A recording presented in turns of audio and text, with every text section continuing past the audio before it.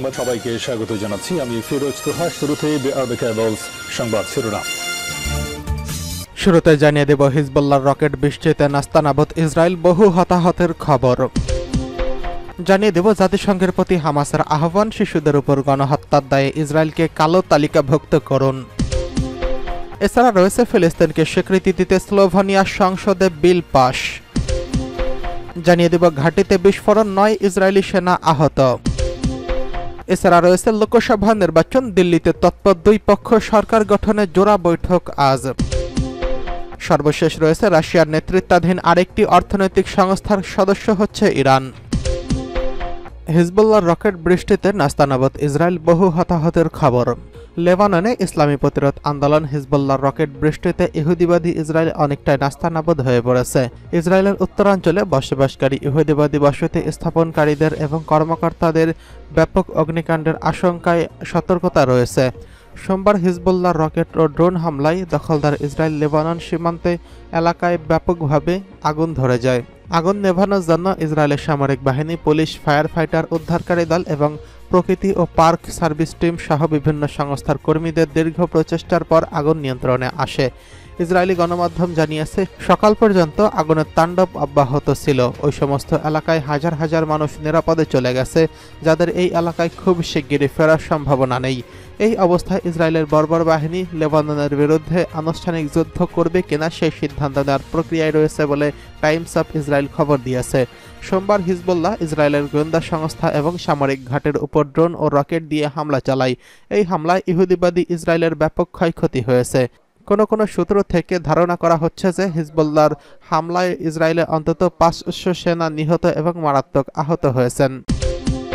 এদিকে জাতিসংঘে হামাসের আহ্বান, শিশুদের উপর গণহত্যার দায়ে ইসরায়েলকে কালো তালিকাভুক্ত করুন। ফিলিস্তিনের অবরুদ্ধ গাজা উপত্যকায় নিষ্পাপ শিশুদের উপর অব্যাহতভাবে গণহত্যা চালানোর দায়ে ইহুদিবাদী ইসরায়েলকে সন্ত্রাসী রাষ্ট্র হিসেবে কালো তালিকাভুক্ত করার জন্য ইসরায়েলের প্রতি আহ্বান জানিয়েছেন ফিলিস্তিনের প্রতিরোধ আন্দোলন হামাস। 4 জুন বিশ্ববাসী জাতিসংঘে ঘোষিত আগ্রাসনের শিকার নিরপরাধ শিশু দিবস উদযাপন করছে। তখন গাজার শিশুদের উপর ইহুদিবাদী ইসরায়েল বর্বর গণহত্যাকে অব্যাহত রেখেছে। দখলদার সেনারা শুধু গাজা উপত্যকার বিভিন্ন শহর ও জনপদের ঘরবাড়ি ও ভবন ধ্বংস করেই ক্ষান্ত হননি, তারা গণহত্যার পাশাপাশি গাজা উপত্যকায় যাতে মানবিক ত্রাণ এমনকি ঔষধ ও পানি পৌঁছাতে না পারে সেই জন্য তারা বাধা সৃষ্টি করে চলেছে। হামাস গতকাল এক বিবৃতিতে বলেছে, ইসরায়েল ফিলিস্তিনি জনগণের উপর ঘৃণ্য অপরাধ ও ভয়াবহ গণহত্যা চালিয়েছে। বিশেষ করে নিরপরাধ শিশুদের উপর সরাসরি তারা সন্ত্রাসবাদ ও অপরাধযোগ্য চালিয়ে যাচ্ছে। হামাস বলছে, জাতিসংঘের রিপোর্ট অনুসারে প্রতি 10 মিনিটে গাজায় একটি করে শিশু আহত কিংবা নিহত হচ্ছেন। এভাবে গত 7 মাস ধরে 14,000-এরও বেশি শিশুকে গাজা উপত্যকায় হত্যা করা হয়েছে। গত 4 বছরে সারা বিশ্বে যুদ্ধ ও সহিংসতায় যত শিশু মারা গেছে তার চেয়ে বেশি শিশু মারা গেছে গাজা উপত্যকায়। এই অবস্থায় নিরাপত্তা শিশুদের জন্য জাতিসংঘ ও আন্তর্জাতিক সম্প্রদায়কে তাদের নৈতিক, আইনগত ও মানবিক দায়িত্ব পালনের আহ্বান জানিয়েছে হামাস। ইহুদিবাদীদের এই ভয়াবহ অপরাধ ও হত্যাযজ্ঞের পরও সেখানে সেই দেশে যে সমস্ত দেশ বা সংস্থা বর্বর ইসরায়েলের বিরুদ্ধে কথা বলতে পারছে না, তারা মানব সভ্যতার জন্য কলঙ্ক বলে মন্তব্য করেছে হামাস। এদিকে ফিলিস্তিনকে স্বীকৃতি দিতে স্লোভানিয়ার সংসদে বিল পাস। ইউরোপের দেশ স্লোভানিয়ার পার্লামেন্ট রাষ্ট্র হিসেবে ফিলিস্তিনকে স্বীকৃতি দিতে একটি বিল ডিক্রি পাস হয়েছে। স্থানীয় সময় মঙ্গলবার এই বিল পাস করা হয়। সরকার সমর্থিত বিলের পক্ষে স্লোভানিয়ার পার্লামেন্টের 90 সদস্যের মধ্যে 51 জন ভোট দেন। এর আগে ঘণ্টা 6 আগে বিলটি নিয়ে পার্লামেন্টে বিতর্ক হয়। খবর অনুসারে বিরোধী দলের সংসদ সদস্যরা ভোটাভুটি অর্জন করেন। তাদের মধ্যে একজন ভোটাভুটির সময় উপস্থিত ছিলেন কিন্তু ভোট দেননি। ফিলিস্তিনের স্বীকৃতির বিষয়ে গণভোটের আয়োজনের দাবি তুলেছিলেন বিরোধীরা। তবে বিলের পক্ষে ভোট দেওয়া 52 সদস্য সহ সেই প্রস্তাবকে খারিজ করে দিয়েছেন। ভোটাভুটির পর স্লোভানিয়া প্রধানমন্ত্রী রবার্ট গোলাব সামাজিক যোগাযোগ মাধ্যম এক্সে এক পোস্ট দেন। তিনি লিখেন, আজ ফিলিস্তিনকে স্বাধীন সার্বভৌম রাষ্ট্র হিসেবে স্বীকৃতি দেওয়া এই উদ্যোগ পশ্চিম তীরে আর গাজায় বসবাসকারী ফিলিস্তিনিদের কাছে আশার বার্তা পৌঁছে দেবে। গত সপ্তাহে ইউরোপের 3 দেশ স্পেন, নরওয়ে ও আয়ারল্যান্ড রাষ্ট্র ফিলিস্তিনকে স্বীকৃতি দেওয়ার পর একই উদ্যোগ গ্রহণ করে স্লোভানিয়া। এদিকে ঘাঁটিতে বিস্ফোরণ, 9 ইসরায়েলি সেনা আহত। ইসরায়েলের দক্ষিণে সেনাবাহিনীর ঘাঁটিতে বিস্ফোরণে 9 জওয়ান আহত হয়েছেন। আহতদের মধ্যে 2 জনের অবস্থা গুরুতর।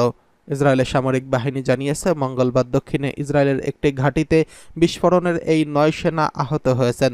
আইডিএফের এক বিবৃতিতে বলা হয়েছে 2 সেনা গুরুতর আহত হয়েছেন, অন্য 2 জন মাঝারি আঘাত পেয়েছেন এবং অন্য 5 জন সামান্য আহত হয়েছেন, যাদের সবাইকে চিকিৎসার জন্য হাসপাতালে নিয়ে যাওয়া হয়েছে।